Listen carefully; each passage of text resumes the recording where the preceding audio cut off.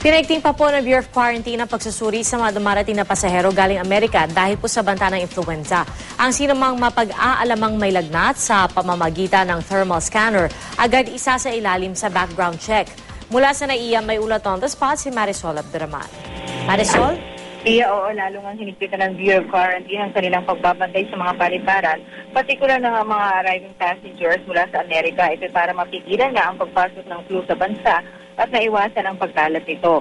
Ang nasabing hakbang ay ginawa ng Bureau of Quarantine matapos magkaroon ng epidemic ng nasabing sakit sa Amerika. Ay kay Dr. Alexander Oba ng Bureau of Quarantine, inalert na nilang lahat ng kanilang personnel na mas maging mapagmatsyag at maging mas alerto sa pagbabantay sa mga paserong dumarating. Lalo na nga ang may mga makikita ang may lagnat regardless siya kung ano man ang klase ng flu na meron dala ang paserong ito. Kaya gaya ng dati, dadaan sa thermal scanner ang mga dumarating na pasahero. Sinisiguro rin daw nila na may mga laman ang lahat ng kanilang mga sanitizer sa mga paliparan. At gaya nga ng iyong nabanggit, kung namang makita ng lagnat ay isa sa ilalim sa background check at ito-document. Pero nung tanongin nga natin, Pia, wala naman daw yung sinasabing i-hold nila ang pasahero, kundi papayuhan lamang siya kung ano mga dapat na medication at mga bagay na kanyang gagawin pag uwi at once na na-release siya or rather pag pinatuloy na siya ulit sa kanyang pag-alis dito sa airport.